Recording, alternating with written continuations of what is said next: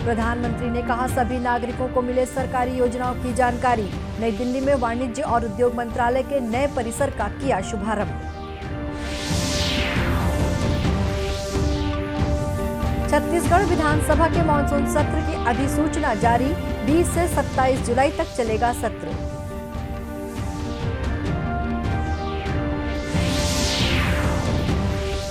भारतीय जनसंघ के संस्थापक डॉक्टर श्यामा प्रसाद मुखर्जी की पुण्यतिथि पर उन्हें श्रद्धांजलि देने प्रदेश भर में किए जा रहे हैं अनेक कार्यक्रम।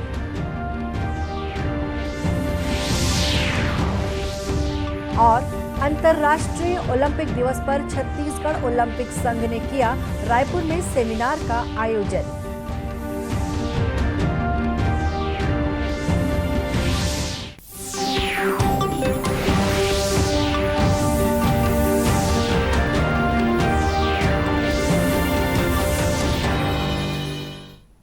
नमस्कार, आप देख रहे हैं दूरदर्शन समाचार। मैं हूं शुभ्रा भट्टाचार्य।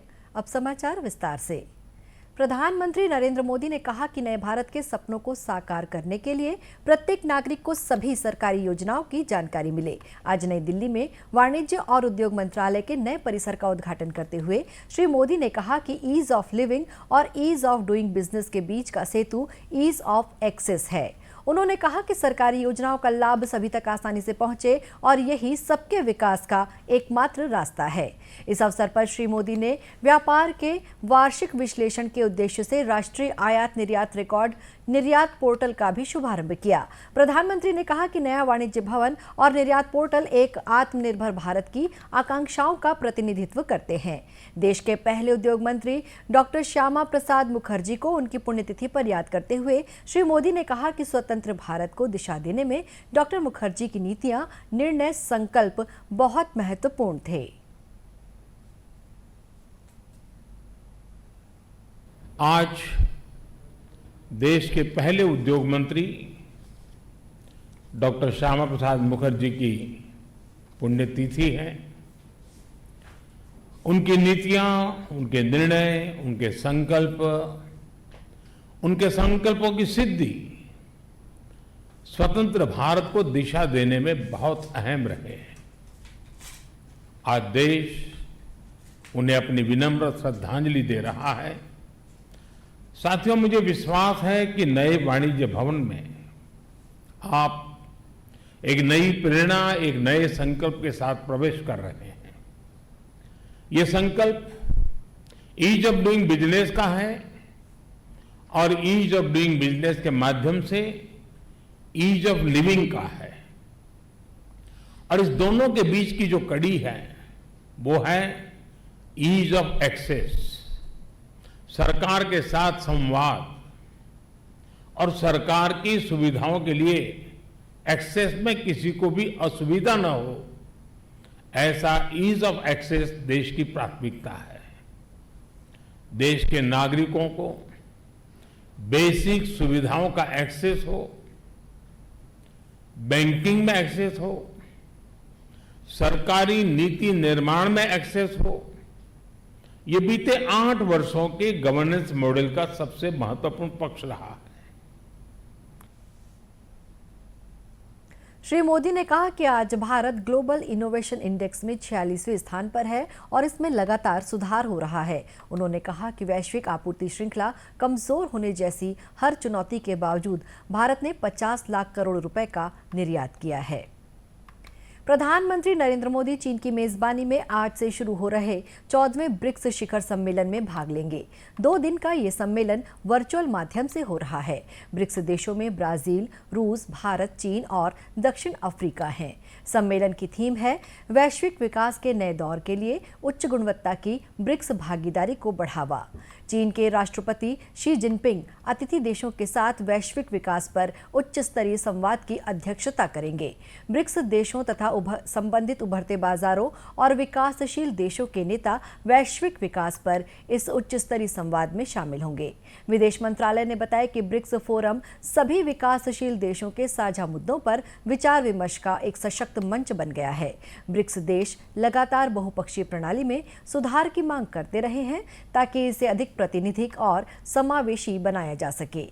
14वें ब्रिक्स शिखर सम्मेलन में आतंकवाद, व्यापार, स्वास्थ्य, पारंपरिक औषधि, पर्यावरण, विज्ञान और प्रौद्योगिकी, नवाचार, कृषि, तकनीकी और व्यावसायिक शिक्षा और प्रशिक्षण तथा सूक्ष्म, लघु और मध्यम उद्यम क्षेत्रों पर व्यापक विचार विमर्श होगा। बहुपक्षीय प्रणाली, कोविड महामारी से संघर्ष और वैश्विक आर्थिक बहाली पर भी चर्चा होने की संभावना है। छत्तीसगढ़ विधानसभा के मानसून सत्र की अधिसूचना आज जारी हो गई है। विधानसभा का मानसून सत्र 20 जुलाई से शुरू होकर 27 जुलाई तक चलेगा। विधानसभा सचिवालय से मिली जानकारी के अनुसार इस बार के सत्र में 6 बैठकें होंगी। सत्र के दौरान विधायक विभिन्न विषयों पर सवाल लगाएंगे। भारतीय जनसंघ के संस्थापक और पूर्व उद्योग मंत्री डॉक्टर श्यामा प्रसाद मुखर्जी की आज पुण्यतिथि है। इस अवसर पर प्रदेश में उन्हें श्रद्धांजलि देने अनेक कार्यक्रम आयोजित किए जा रहे हैं। इसी कड़ी में रायपुर के शारदा चौक में आयोजित कार्यक्रम में भारतीय जनता पार्टी के कार्यकर्ताओं ने डॉक्टर मुखर्जी की मूर्ति पर माल्यार्पण कर उन्हें श्रद्धांजलि अर्पित की। इस अवसर पर पार्टी के पूर्व विधायक श्रीचंद सुंदरानी ने कहा कि डॉक्टर मुखर्जी द्वारा देशहित में किए गए कार्यों को याद किया जा रहा है।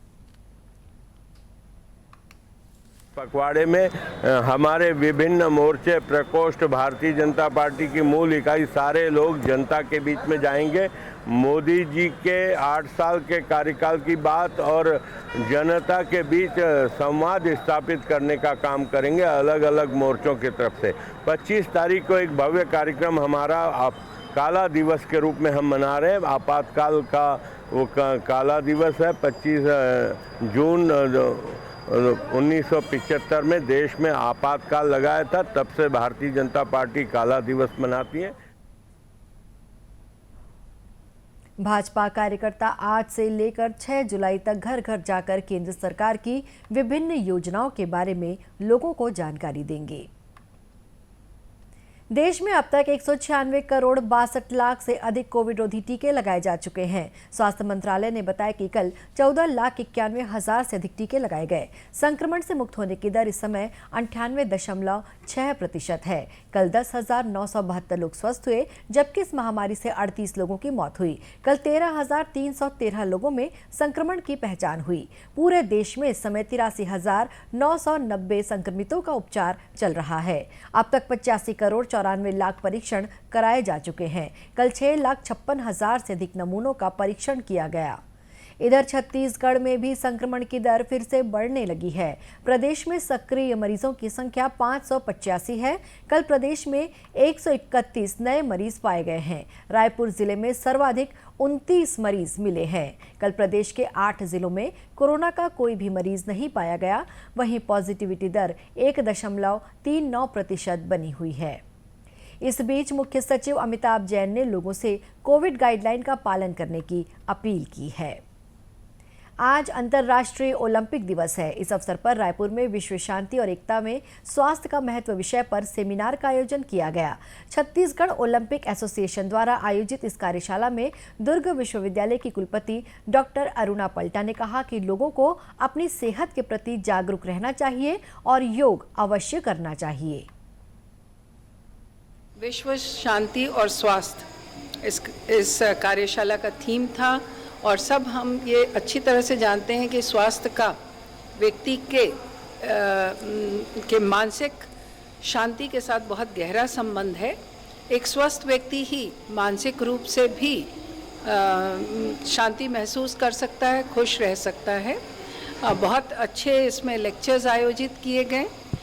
सुनने वाले जितने लोग थे वो क्रीड़ा जगत के जाने माने कोचेस, मैनेजर्स, खिलाड़ी सब यहाँ पर आज उपस्थित हुए। कार्यक्रम में शामिल छत्तीसगढ़ ओलंपिक संघ के महासचिव गुरुचरण सिंह होरा ने कहा कि इस तरह के आयोजन होने से खिलाड़ियों को मानसिक और शारीरिक रूप से खेल के लिए तैयार होने में मदद मिलती है।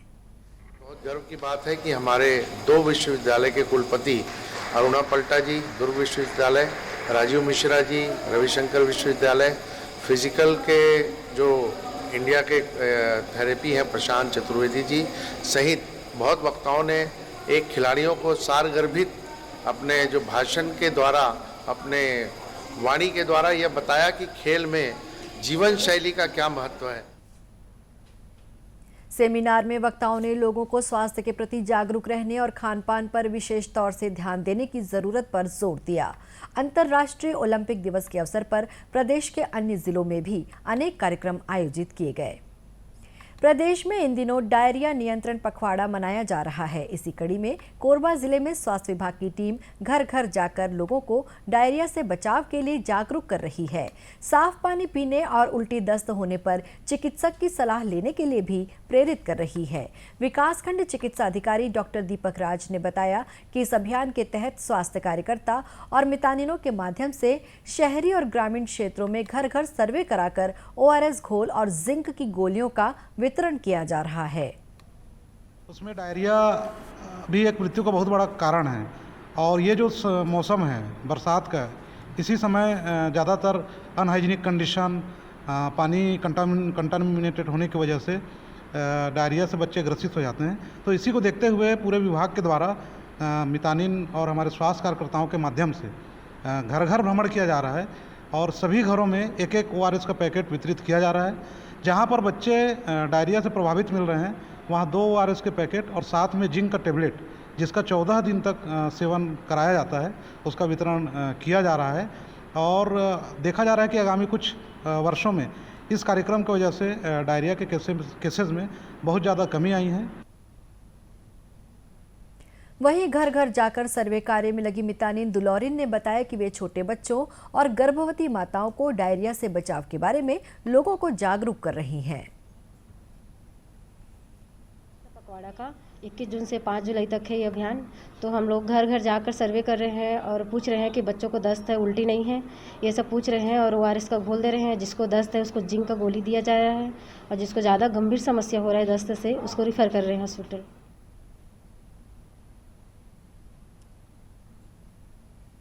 गौरतलब है कि बारिश के दिनों में लोगों में डायरिया का प्रकोप बढ़ जाता है। इसे देखते हुए स्वास्थ्य विभाग द्वारा 21 जून से 5 जुलाई तक डायरिया नियंत्रण पखवाड़ा के तहत उल्टी दस्त से बचाव के बारे में जानकारी दी जा रही है। राजनांदगांव जिले की 2 बेटियों को भारत की अंडर 16 बास्केटबॉल टीम में स्थान मिला है। भारतीय खेल प्राधिकरण के राजनांदगांव ट्रेनिंग सेंटर में प्रशिक्षण ले रही प्रार्थना साल्वे और मोनी अडला जॉर्डन के अम्मान में आयोजित FIBA Asia under 16 basketball championship में देश की टीम का प्रतिनिधित्व करेंगी।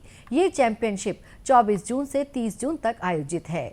भारतीय खेल प्राधिकरण साई के प्रबंधक के राजेश्वर राय ने इसे साई के लिए गौरव की बात बताया है। उन्होंने बताया कि दोनों खिलाड़ी शुरू से प्रतिभावान रहे हैं और राष्ट्रीय प्रतियोगिता में हिस्सा लेकर कई मेडल अपने नाम किए हैं। उन्होंने बताया कि बीते दिनों रशिया में आयोजित बास्केटबॉल प्रतियोगिता में प्रार्थना साल्वे ने ब्रॉन्ज मेडल जीता है।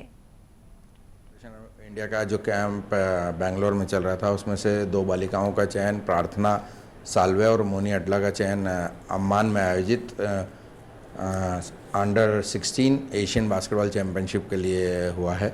ये दोनों बच्चे पिछले 6 साल से साई राजनांदगांव में लगातार नियमित अभ्यास कर रहे हैं और दोनों ही DPS राजनांदगांव में अध्ययनरत है और इनकी लगातार उपलब्धियां रही हैं। इन्होंने कई राष्ट्रीय प्रतियोगिताओं में पदक जीते हैं और प्रार्थना साल्वे ने तो रशिया में आयोजित बास्केटबॉल प्रतियोगिता में ब्रॉन्ज मेडल भी जीता है और इनका सिलेक्शन इंदौर में जूनियर नेशनल बास्केटबॉल चैम्पियनशिप के आधार पर हुआ था और इनका कैंप अभी बेंगलोर में पिछले 1.5 महीने से चल रहा था।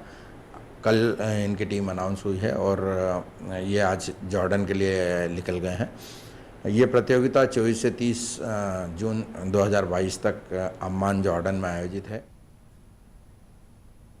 इन दोनों छात्राओं का चयन इस साल जनवरी में इंदौर में हुई जूनियर नेशनल बास्केटबॉल चैंपियनशिप में उत्कृष्ट प्रदर्शन के आधार पर हुआ है। इन दोनों ने अम्मान में होने वाले एशियन चैंपियनशिप के लिए बेंगलुरु में आयोजित भारतीय टीम के कैंप में भी हिस्सा लिया है। अंत में मुख्य समाचार एक बार फिर से। प्रधानमंत्री ने कहा सभी नागरिकों को मिले सरकारी योजनाओं की जानकारी। नई दिल्ली में वाणिज्य और उद्योग मंत्रालय के नए परिसर का किया शुभारंभ। छत्तीसगढ़ विधानसभा के मानसून सत्र की अधिसूचना जारी। 20 से 27 जुलाई तक चलेगा सत्र।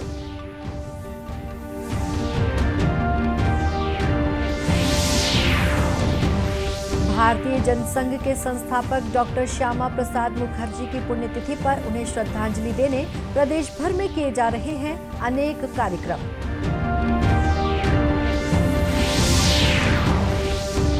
और अंतर्राष्ट्रीय ओलंपिक दिवस पर छत्तीसगढ़ ओलंपिक संघ ने किया रायपुर में सेमिनार का आयोजन।